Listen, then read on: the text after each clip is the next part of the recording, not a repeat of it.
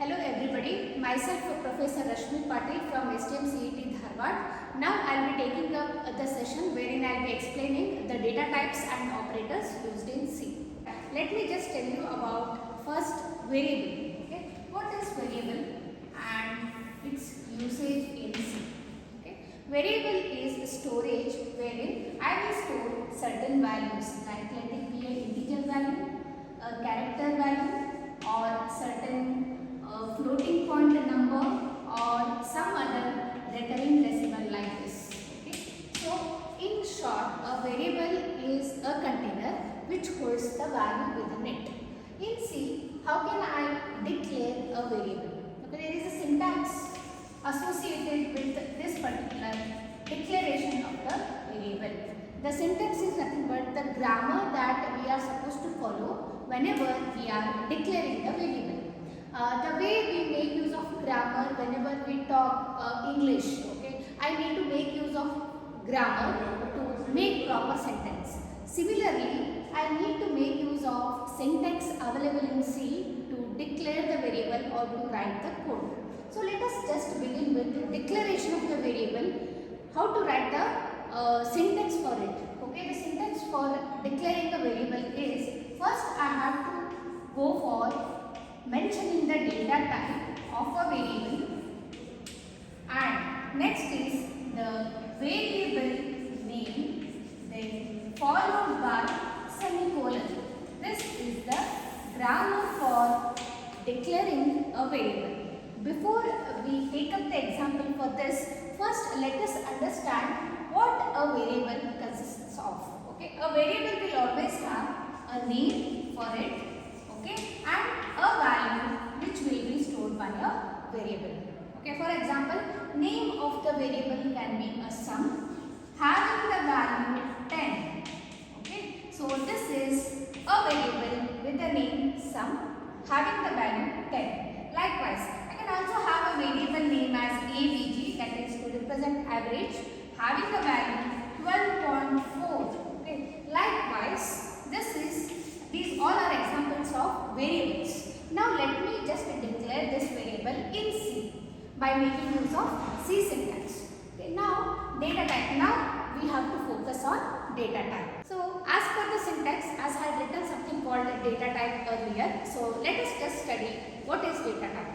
Okay, as name itself indicates, it is the type of the data that I am going to store within the variable. Okay, in C we will be making use of 4 data types basically, and they are named as follows. First one, to represent integer value, I make use of a word called int. Okay. Next, to make use of character values, I make use of a data type called char. Everything in lowercase. And students, please be sure that you will be using all the lowercase letters, as C is case sensitive programming language.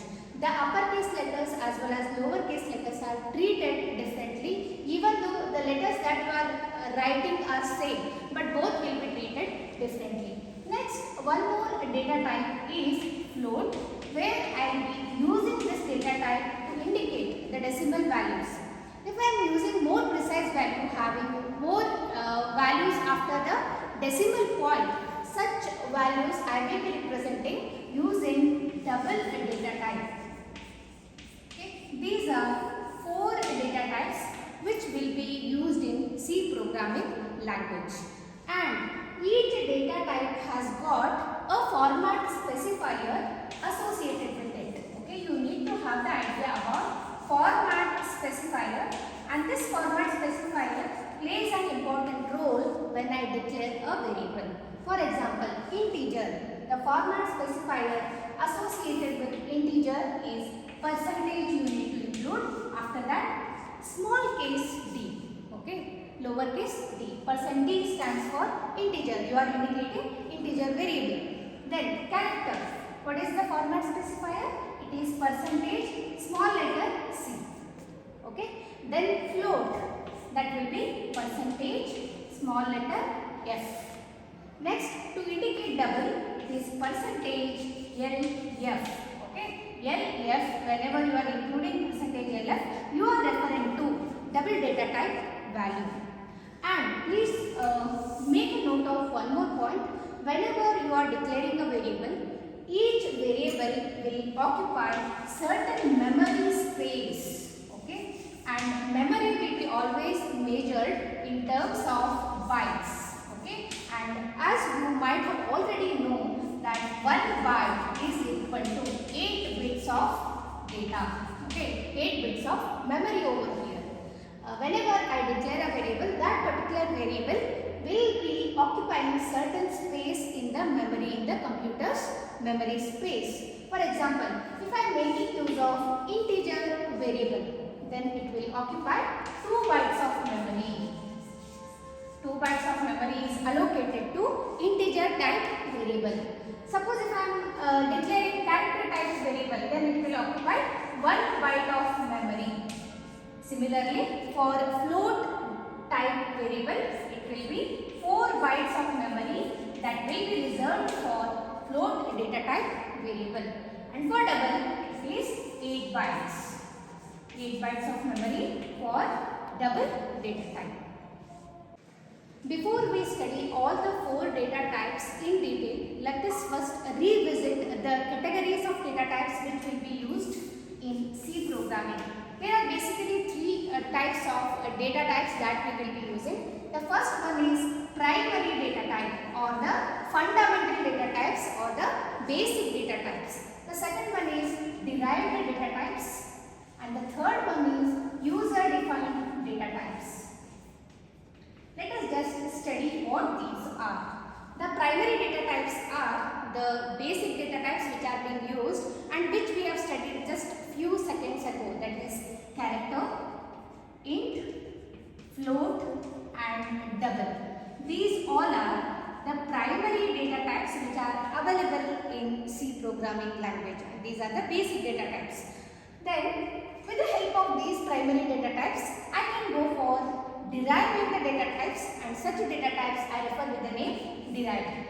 Example for derived data types are arrays and pointers, which we will be studying in the forthcoming sessions. Arrays and pointers are examples for derived data types. As the name itself is indicating, these data types are derived from the primary or fundamental data types.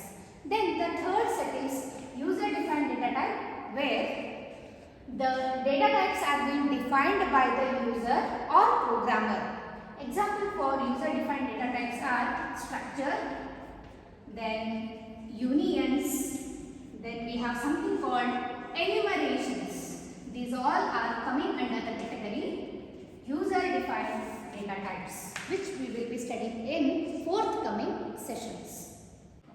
So in the last video, I had defined something called main program when I was discussing about the structure of C code. So whatever we are defining now, the declaring the variables will be done in main program. So let us just study how the variables will be declared using C syntax. So just a few seconds ago, I just talked about the declaration of the variable.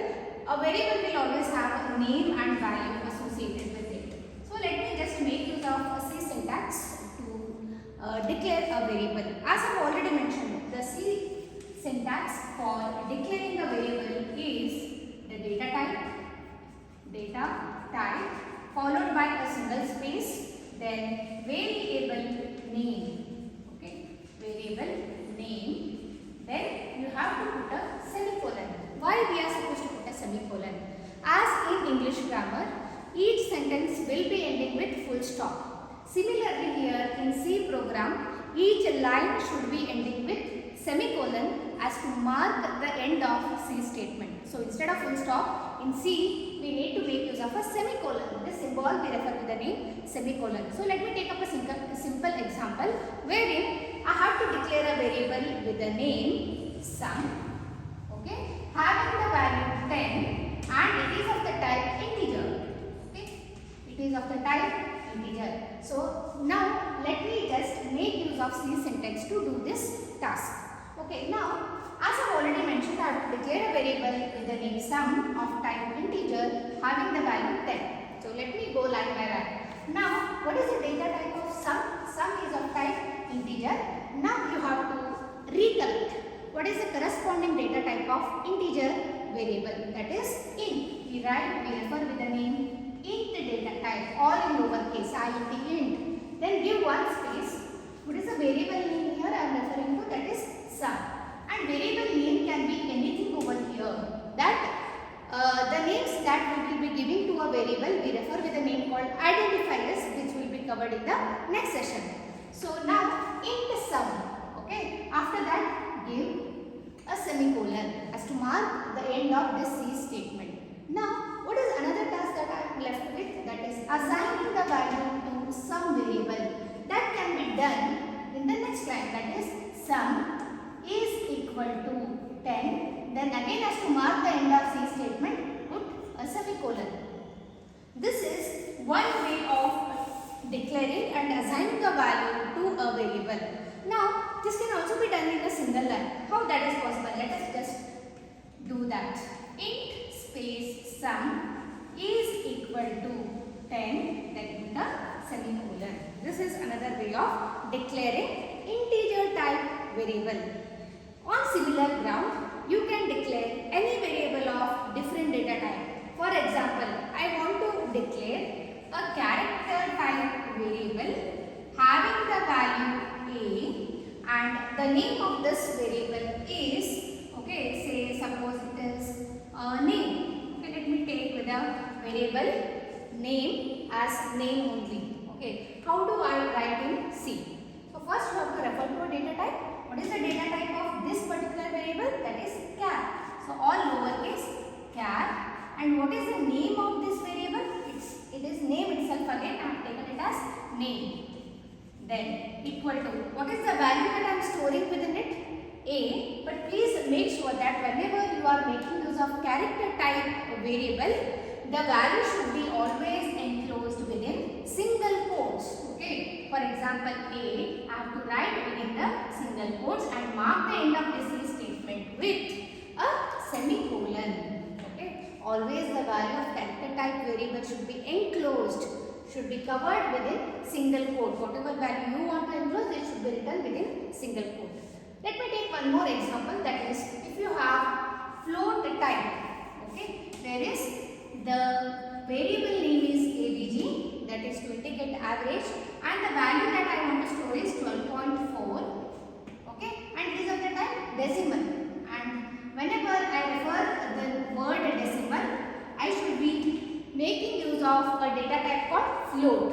Okay, so how can I do that? Float. What is the name of that variable? ABG is equal to, what is the value that I am storing?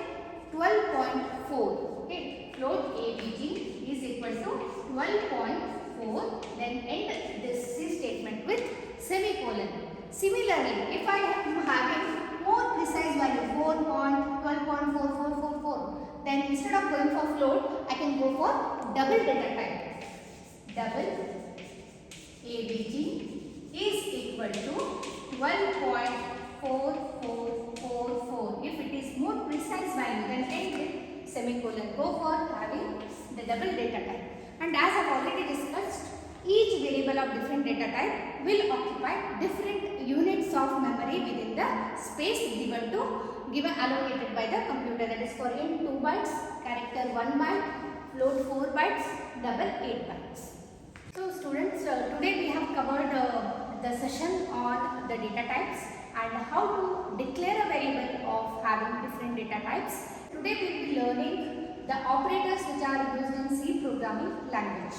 To begin with, there are 6 types of operators which are being used in C language. The first one, arithmetic operator. Arithmetic operators. Next, we have logical operators. Logical operators. Third one, relational operators. Relational operators. Then we have something called assignment operators. We have assignment operators. Then we have bitwise operators. Bitwise operators.